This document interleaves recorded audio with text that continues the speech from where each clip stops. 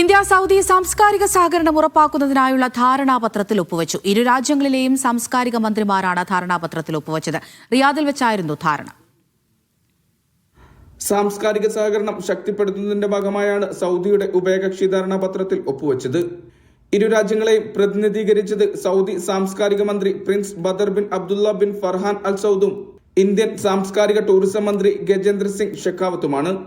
റിയാദിൽ വെച്ചായിരുന്നു ധാരണ. കല, പൈതൃകം, സംഗീതം, സാഹിത്യം, സാംസ്കാരിക പൈതൃക സംരക്ഷണം എന്നിവയുൾപ്പെടെ വിവിധ സാംസ്കാരിക മേഖലകളിലെ സഹകരണം ഇതോടെ കൂടുതൽ ആഴത്തിലാക്കുമെന്ന് ഗജേന്ദ്ര സിംഗ് ഷെഖാവത്ത് അറിയിച്ചു. ജനങ്ങൾ തമ്മിലുള്ള ബന്ധം മെച്ചപ്പെടുത്തുകയും സ്ഥാപന പങ്കാളിത്തം വർദ്ധിപ്പിക്കുകയും ചെയ്യുമെന്നും അദ്ദേഹം കൂട്ടിച്ചേർത്തു. റിയാദ് സീസണിന്റെ ഭാഗമായി സുവേദി പാർക്കിൽ നടക്കുന്ന ഇന്ത്യൻ ഫെസ്റ്റിലും മന്ത്രി അതിഥിയായി പങ്കെടുത്തു.